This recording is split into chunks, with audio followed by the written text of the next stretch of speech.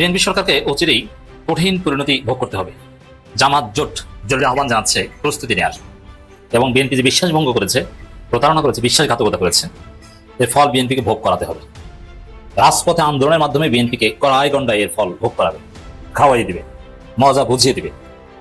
দর্শক, নাহিদ ইসলাম বলেছেন, সরকারকে অচিরেই ওয়াদা ভঙ্গের পরিণতি ভোগ করতে হবে। আপনারা ইতিমধ্যে জেনেছেন যে মার্কিন এবং ইরানি প্রতিনিধি দল অলরেডি পাকিস্তানের রাজধানী ইসলামাবাদে এসে পৌঁছেছে এবং ইসলামাবাদ ঘিরে কঠোর নিরাপত্তা। ইসলামাবাদের ভিআইপি এলাকা পুরো জনশূন্য করে ফেলা হয়েছে। এর কারণ হচ্ছে যে ইসরায়েলি গোয়েন্দা সংস্থা খুবই স্ট্রং, তারা হয়তো ইরানি নেতাদেরকে হত্যার চেষ্টা করতে পারে এবং ইসরায়েলেরই অভ্যাস রয়েছে। সুতরাং কে যে সাধারণ নাগরিক আর কে যে মোসাদের এজেন্ট এটা নির্ধারণ করা মুশকিল। এই জন্য চলাচল অত্যন্ত সীমিত করে ফেলা হয়েছে। জানছি ওই যে মোমের পুতুল বানাই রাখার জন্য আপনাকে কি নিয়ে আসছি, এই যে আপনি সংসারে যে বসেন আর শুধু টেবিল চাপান, বসে বসে গালে এরকম হাত দিয়ে বসে থাকেন, এটার জন্য মিটি মিটি হাসার জন্য আপনি আমাদের খেলার পুতুল প্রধানমন্ত্রী, এই জন্য আপনাকে নিয়ে আসছি আমরা। কিসের ভয়, কিসের পিছুটান, কিসের কারণ, কি কারণে আপনি এরকম করতেছেন? কি ডিপেস্টেড আছে আপনার? আমাদেরকে জানান না কেন এখনো? আমাদের এই একটা ছেলের, একজন জুলাই যোদ্ধার যদি কোনো কিছু হয়, আল্লাহ না করুক, একজন জুলাই যোদ্ধারও আমরা কিন্তু ছাড়বো না, আমরা কিন্তু ছাড়বো না বলে দিলাম। কোনো রকমের ছাড় হবে না, ভয়ঙ্কর কোনো কিছু কিন্তু হবে ইনশাআল্লাহ। দেশে ভালোভাবে সবকিছু করতেছি, সোজা আঙুলে ঘৃণা ওঠে, আঙুল কিন্তু বাঁকা করবো। এর মানে বিএনপিকে পরিণতি ভোগ করতে হবে, কোনো ছাড় নেই। জনগণ বিএনপিকে পরিণতি ভোগ করাবে, জামাত এনসিপি বিএনপিকে পরিণতি ভোগ করাবে। এবং আমি যেটা ব্যাখ্যা দিয়েছি, তারেক রহমানের পরিণতি হবে শেখ হাসিনার মতো, বিএনপির পরিণতি হবে আওয়ামী লীগের মতো। হ্যাঁ, এখন জামাত এনসিপি যে নসিহত করছে, নসিহত কাজে লাগিয়ে যদি জনগণের কাতারে আসেন তাহলে ঠিক আছে, আর যদি না আসতে পারেন তাহলে বিএনপিকে অচিরেই কঠিন পরিণতি ভোগ করতে হবে।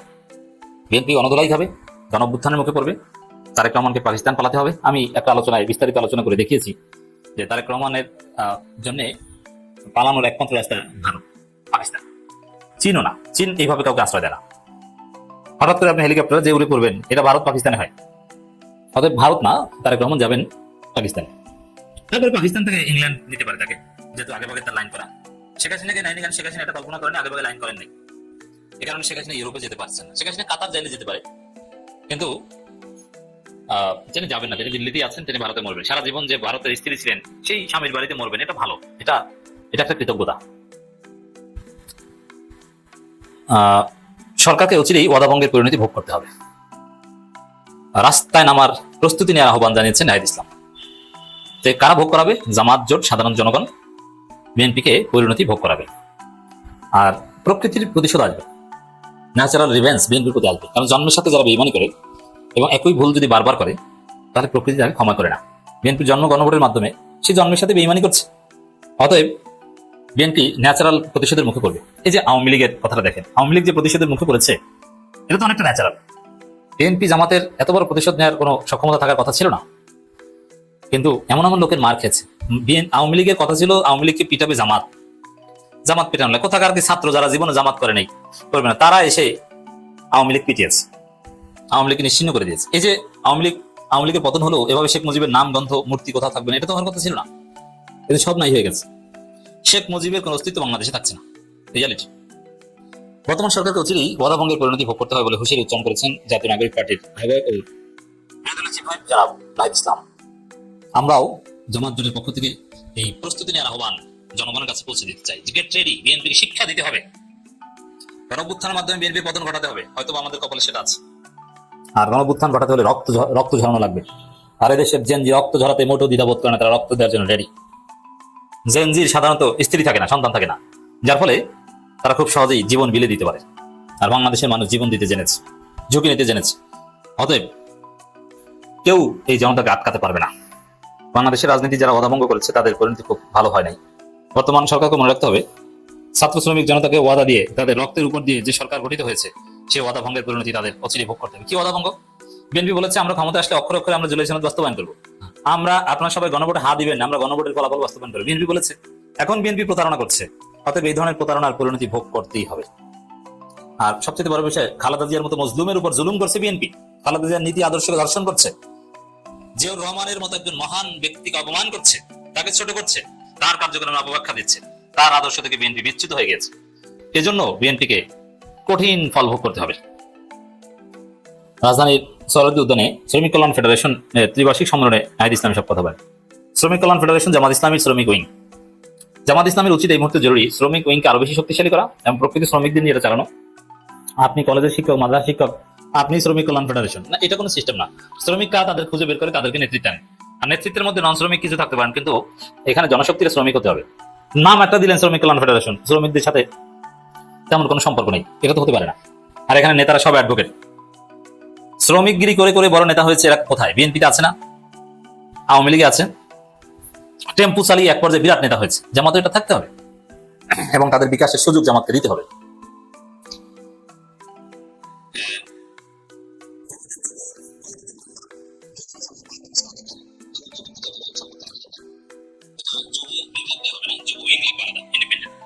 আলাদা যুব জামাতের সভাপতি সেক্রেটারি লাগবে, প্রত্যেকটা ইউনিটের কমিটি লাগবে। যুব দল যেরকম আলাদা স্ট্যাটাস পায়, যুবলীগ যেরকম আলাদা স্ট্যাটাস পায়, ওইরকম যুব জামাত লাগবে। এখন যেটা আছে যুব বিভাগ, ওটা কিছুই না। নাহিদ ইসলাম বলেন, আমরা বর্তমান সরকারকে সম্পূর্ণভাবে সহযোগিতা করার জন্য প্রস্তুত ছিলাম।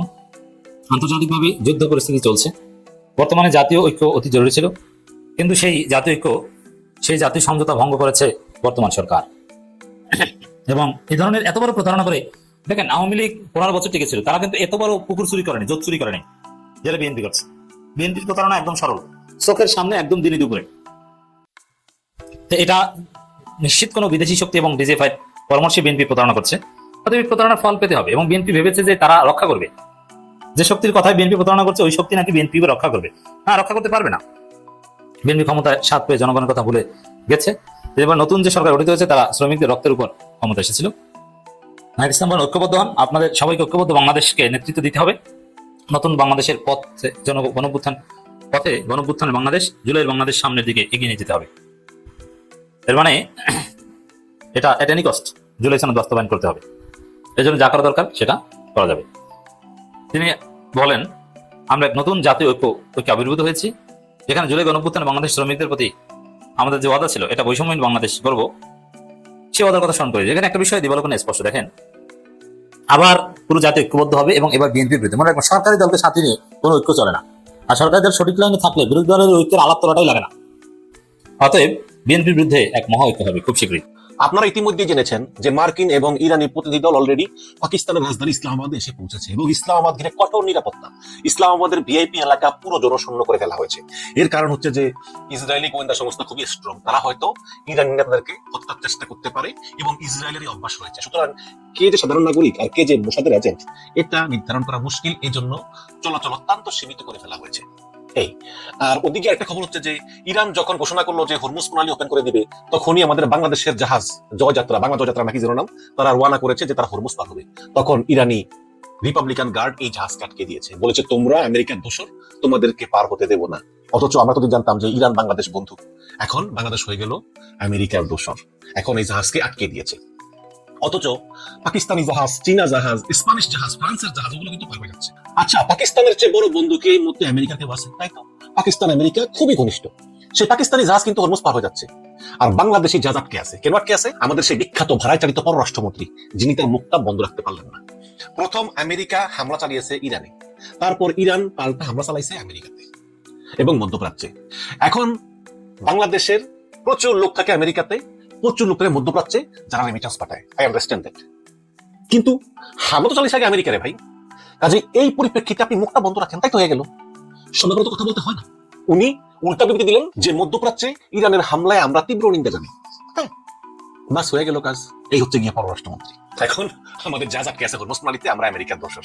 অন্যদিকে শুনলাম এক যুবদল নেতা ঢাকার মানবিক ডাক্তার ডক্টর কামরুল হাসান, যিনি 2000 কিডনি ট্রান্সপ্লান্ট করেছেন বিনা পয়সায়, তার কাছ থেকে চাঁদা নিয়েছে। এখন এগুলো বললেই বিএনপির একদল নেরি আছে না, ওই নেরি আমাকে গালিগালাজ করে ফেসবুকে।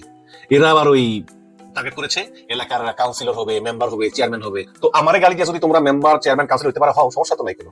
এগুলো আওয়ামী লীগ করতো, আওয়ামী লীগের আপনার আমাকে গালি দিত। পরে দেখতাম যে ঠিকই স্থানীয় নির্বাচনে সে আবার ওই কাউন্সিলর পদে দাঁড়াইছে। যত বেশি গালি দিবে তত বেশি নাকি আমাকে গালি দিলে নাকি তার মানে দলের ভিতর জনপ্রিয়তা বাড়ে। তো বিএনপি ওই একই পথ ধরতেছে, একদম 100% আওয়ামী লীগের মতো, কোনো পার্থক্য নেই। সংসদের ভিতরে, সংসদের বাইরে, সব জায়গায়। যাই হোক, এগুলো অপ্রাসঙ্গিক। আমরা ফিরে আসি ইরান আমেরিকা যুদ্ধের আলোচনায়। তো বিশ্বের বড় বড় যত মিডিয়া আছে সব পাকিস্তানে ভিড় করতেছে এই আলোচনার খবর সংগ্রহ করার জন্য, এক্সেপ্ট ইসরায়েল। পাকিস্তান ইসরায়েলের সাংবাদিকদেরকে অ্যালাউ করে না, কারণ পাকিস্তান ইসরায়েলকে দেশ হিসাবে স্বীকৃতি দেয় না। সুতরাং ইসরায়েলের কোনো মিডিয়া পাকিস্তানে অ্যালাউড না এবং তারা আসেও নেই। বাদ বাকি বিশ্বের সমস্ত মিডিয়া তারা পাকিস্তানে আসছে এই সংবাদ কভার করার জন্য। এবং ইরানের যে টিম, ইরানের পার্লামেন্টারি স্পিকার বাকের গালিবাফ এবং পররাষ্ট্রমন্ত্রী আব্বাস আরাচি, এই দুইজনকে পাকিস্তান ভিআইপি সংবর্ধনা দিয়েছে। পাকিস্তানের সেনাপ্রধান ফিল্ড মার্শাল আসিম মুনির এবং পররাষ্ট্রমন্ত্রী ইসাক দার দুইজন গিয়ে একদম ভিআইপি সংবর্ধনা, লাল গালিয়া সংবর্ধনা দিয়ে তারা নিয়ে এসেছে। এবং পাকিস্তান ইরান যে ভাই ভাই ভালো সম্পর্ক, এটা আবারও প্রমাণিত। এবং ইরানের ফরেন মিনিস্টার আব্বাস আরাচি, তিনি এই মুহূর্তে সমস্ত বিষয়টি খুবই জনপ্রিয়, তার কথাবার্তা, উপস্থাপনা, এবং তিনি কিন্তু ব্রিটিশ পিএইচডি হোল্ডার, সুতরাং একজন শিক্ষিত মানুষও বটে। তার চেষ্টা, তার ভদ্রতা, এগুলো সব কিন্তু বিশ্বের সবার মন জয় করে নিয়েছে। এবং তাকে এখন বলা হচ্ছে যে ফাদার অফ ডিপ্লোমেট, মানে ডিপ্লোমেটদের বাবা, সমস্ত বিশ্বের ডিপ্লোমেটদের বাবা হচ্ছে এই ইরানের পররাষ্ট্রমন্ত্রী আব্বাস আরাচি। তো আমেরিকা নিয়ে আসছে প্রায় 300 জনের একটি টিম, যার বেশিরভাগই সিকিউরিটি পার্সোনাল, কারণ আমেরিকা এই পাকিস্তানি সিকিউরিটি পার্সোনালদের উপর নির্ভর করে না। হ্যাঁ, তো নিজেদের সিকিউরিটি টিম বেশি নিয়ে আসছে, আর বেশিরভাগই ট্রাম্পের মনোনীত প্রার্থী, একজন হচ্ছে ট্রাম্পের জামাতা। পক্ষান্তরে ইরান নিয়ে আসছে 70 জনের টিম। 70 জনের মধ্যে বেশিরভাগই হচ্ছে আলোচক এবং অফিস সহকারী, যারা ওই যে কাগজপত্র দেখো ভালো করবেই, কিন্তু সিকিউরিটি টিম নিয়ে আসে নাই। ইরান পাকিস্তানের সিকিউরিটি টিমকে বিশ্বাস করে যে পাকিস্তান আমাদেরকে নিরাপত্তা দিবে। তো এই 70 জন একদিকে খুবই প্রফেশনাল, বয়স্ক এবং উচ্চশিক্ষিত, পক্ষান্তরে 300 জন।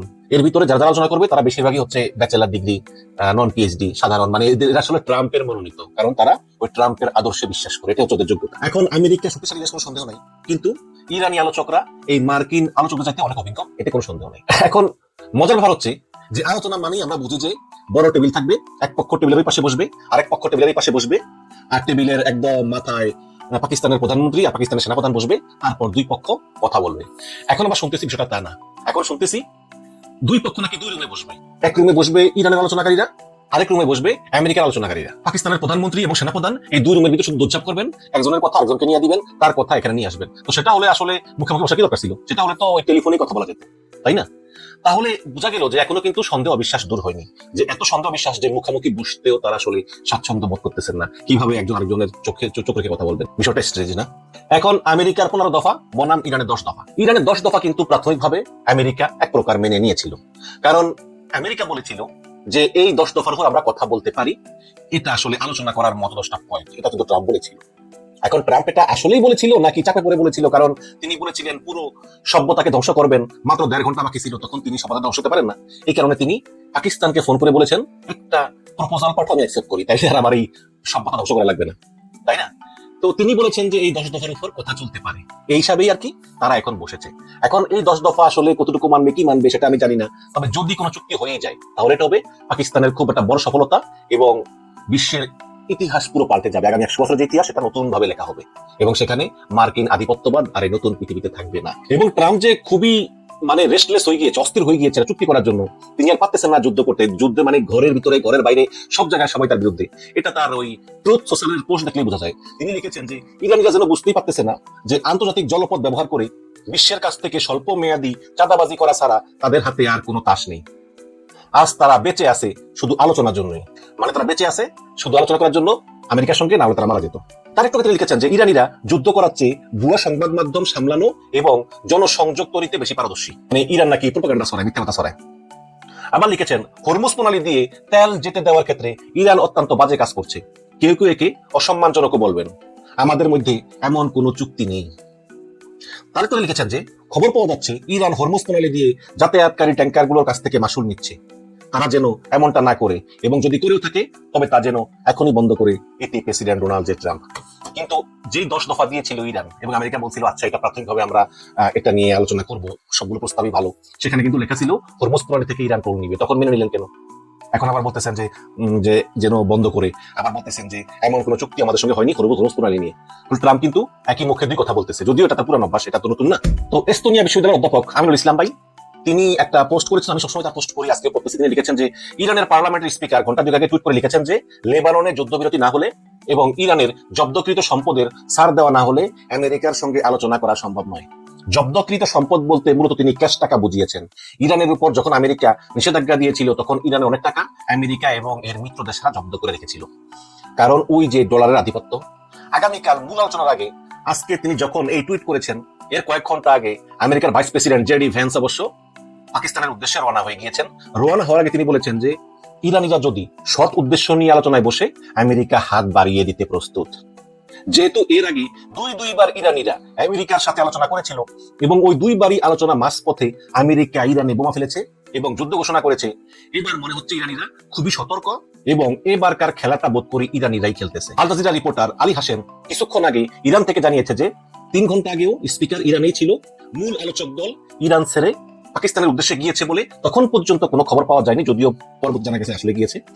এর মাঝে স্পিকারের এই টুইট, দেখা যাক আগামীকাল আলোচনা হয় কিনা, কিংবা হলে কতটুকু আগায় সেটাও দেখার বিষয়। হরমুজ প্রণালী দিয়ে এখনো জাহাজগুলো ঠিকভাবে যাতায়াত করতে পারতেছে না। এদিকে ফ্রান্সের নিউজ এজেন্সি আজকে রিপোর্ট করে বলেছে ইরানের পার্লামেন্টে হরমুজ দিয়ে পার হওয়া জাহাজগুলোকে ইরানের কারেন্সিতে টোল পরিশোধ করার প্রস্তাব পাশ করেছে। তার মানে পার্লামেন্ট অলরেডি প্রস্তাব পাশ হয়ে গিয়েছে। ভাবা যায় ইরান এখন নিজেদেরকে কোন পর্যায়ে নিয়ে গেছে। দেশগুলোকে এখন ডলার বিক্রি করে ইরানের কারেন্সি কিনতে হবে টোল পরিশোধ করার জন্য। যদি এটি বাস্তবে রূপ নেয় তাহলে এর প্রভাব কেমন হবে সেটি বোঝাতে গিয়ে আমেরিকান অধ্যাপক অর্থনীতিবিদ জেফ্রি সাক্স বলেছেন যে আমেরিকান ডলারকে এড়িয়ে যাওয়া হবে। যেই ডলার সিস্টেমের মাধ্যমে আমেরিকা দেশগুলোর বিরুদ্ধে নিষেধাজ্ঞা কার্যকর করে সেই প্রভাব কমে যাবে।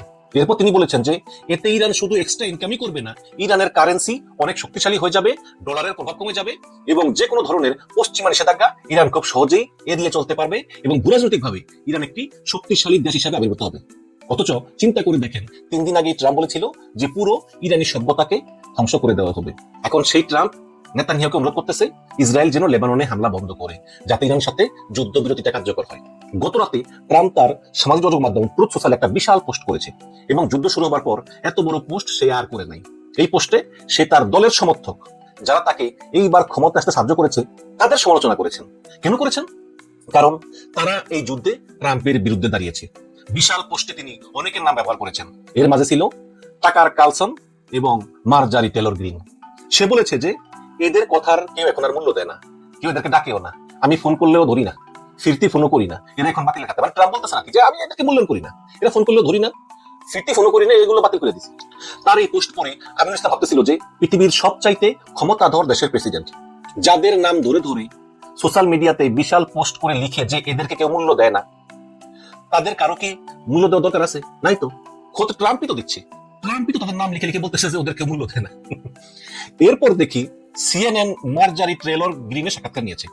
সেখানে তাকে জিজ্ঞেস করা হয়েছে যে এই যে ট্রাম্প বলতেছে যে তোমাকে নাকি সে মূল্যায়ন করে না, তুমি ফোন করলেও ধরে না, তোমার নাকি কোনো দামি নাই, তো ট্রাম্পের এই পোস্ট নিয়ে তোমার মন্তব্য কি?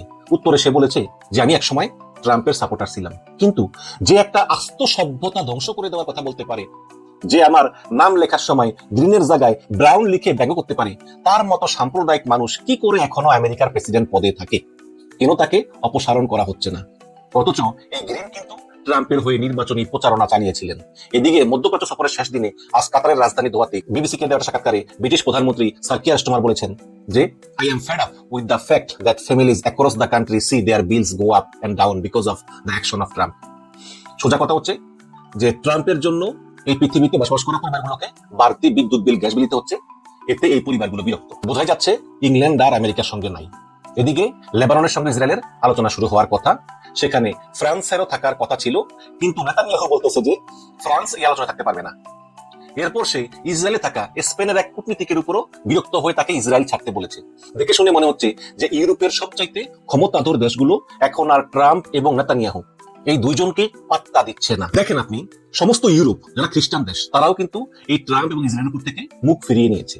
এখন ইসরায়েলের বন্ধু আছে শুধু আমেরিকা আর এই গুটি কয়েক আরব দেশ যারা কিনা রাজতন্ত্র চালু করে রেখেছে, এই 4-5টা আরব দেশ। এছাড়া ইসরায়েলের কোনো বন্ধু নাই। আর এই ট্রাম্প এবং নেতানিয়াহুর মানসিক সুস্থতা নিয়ে আমেরিকান অধ্যাপক ফিঙ্কেলস্টাইন গতকাল রাতে বলেছেন যে আলোচনা যাই হোক না কেন ট্রাম্প ইরান থেকে সরে দাঁড়াবে। এরপর তিনি যুক্তি হিসাবে বলেছেন যে ট্রাম্প হচ্ছে এমন একজন মানুষ যে কিনা সবসময় নিজের কথা চিন্তা করে, দেশের কথা না, এবং সে সবসময় ভাইরাল থাকতে চায়, আলোচনায় থাকতে চায়। এরপর তিনি বলেছেন যে ট্রাম্পকে এরপর নতুন করে আর একটা বিশৃঙ্খল অবস্থা সৃষ্টি করতে হবে, তখনই সবাই ইরানকে ভুলে যাবে।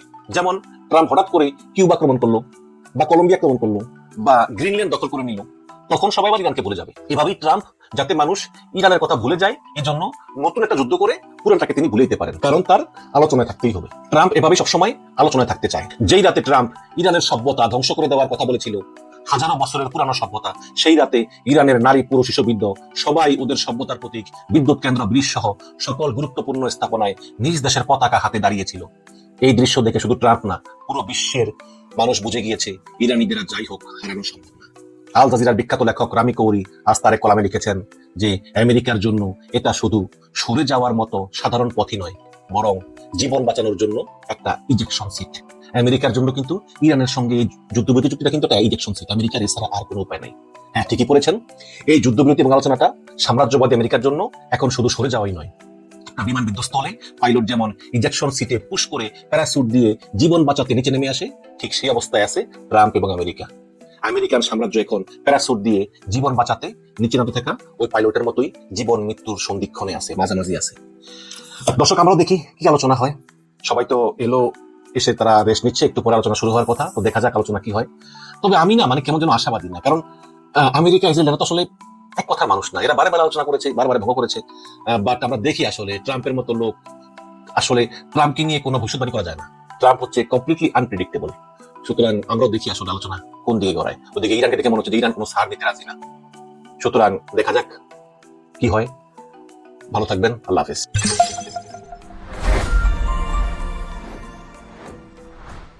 আনছি ওই যে মোমের পুতুল বানাই রাখার জন্য আপনাকে কি নিয়ে আসছি? এই যে আপনি সংসারে যে বসেন আর শুধু টেবিল চাপান, বসে বসে গালে এরকম হাত দিয়ে বসে থাকেন, এটার জন্য মিটি হাসার জন্য? আপনি আমাদের খেলার পুতুল প্রধানমন্ত্রী, এই জন্য আপনাকে নিয়ে আসছি আমরা। কিসের ভয়, কিসের পিছু টান, কিসের কারণ, কি কারণে আপনি এরকম করতেছেন? কি ডিপ স্টেট আছে আপনার? আমাদেরকে জানান না কেন এখনো? আমাদের এই একটা ছেলের, একজন জুলাই যোদ্ধার যদি কোনো কিছু হয়, আল্লাহ না করুক, একজন জুলাই যোদ্ধারও আমরা কিন্তু ছাড়বো না, আমরা কিন্তু ছাড়বো না বলে দিলাম। কোনো রকমের ছাড় হবে না, ভয়ঙ্কর কোনো কিছু কিন্তু হবে ইনশাআল্লাহ। দেশে ভালোভাবে সবকিছু করতেছি, সোজা আঙুলে ঘৃণা ওঠে, আঙুল কিন্তু বাঁকা করবো।